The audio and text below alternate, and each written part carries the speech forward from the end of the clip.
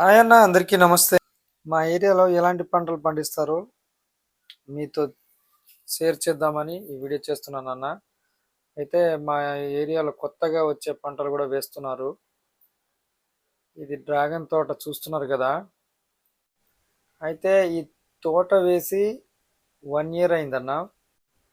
ఈ తోట లాభదాయకంగా ఉంటుంది, కానీ ఇది మార్కెటింగ్ చేయాలంటే మనకి ఎక్కువగా ఎవరికి బెటర్ అనేది నేను క్లియర్గా చెప్తానన్నా. ఇది రోడ్ సైడ్ రైతులకైతే అసలు ఎక్సలెంట్ మార్కెటింగ్ ఉంటుందన్న. ఇది మనకి రోడ్ సైడ్కి భూములు ఉండే వాళ్ళు కనుక ఈ పంటని వేసుకున్నట్లయితే వారికి మార్కెటింగ్ చాలా ఈజీ అవుతుంది. ఎందుకంటే కాయ సైజ్ అయినప్పుడు వాటిని మాత్రమే కోసి మనం రోడ్డు మీదే అమ్ముకోవచ్చు. మార్కెటింగ్ చాలా ఈజీ, మళ్ళీ ప్రైస్ కూడా ఎక్కువ వస్తుంది. అయితే ఈ పంట వేసుకోవాలంటే చాలా ఖర్చుతో కూడుకున్న పని అన్న. ఇది 1 ఎకరాకు వచ్చి కనీసం 4.5 లక్షల నుండి 5 లక్షల రూపాయలు ఖర్చు అవుద్ది.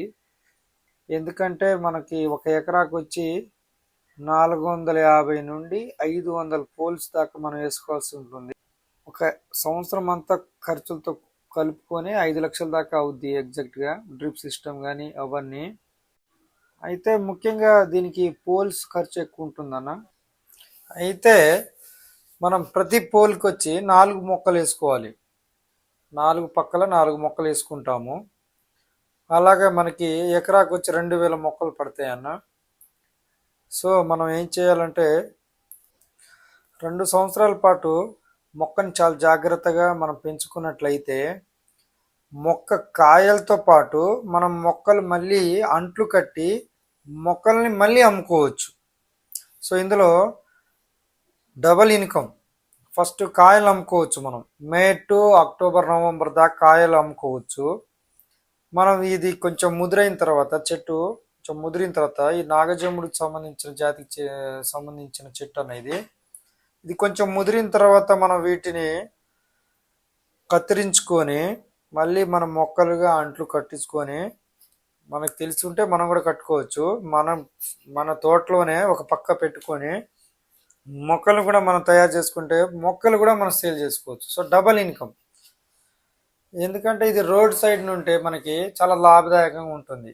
రోడ్డు పక్కన రైతులు కంపల్సరీగా ఈ వీడియో ఫుల్గా చూసి ఇన్ఫర్మేషన్తో, మీకు ల్యాండ్ ఉండి మీకు ఖాళీ లేనప్పుడు, బిజీ షెడ్యూల్ ఉన్నప్పుడు, లేకపోతే జాబ్ చేసే వారికి ఈ తోట వేసుకోవడం చాలా ఉత్తమం.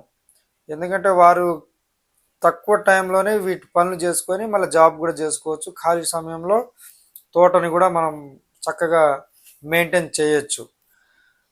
ప్రజెంట్ ఇది మా ఏరియాలో కూడా డ్రాగన్ ఫ్రూట్ తోటలు వేయడం స్టార్ట్ చేశారు రైతులు. అయితే ఇప్పుడు ఏమైంది, 2020 ఆ టైంలో అయితే డ్రాగన్ ఫ్రూట్ అనేది చాలా కాస్ట్గా ఉండేదండి.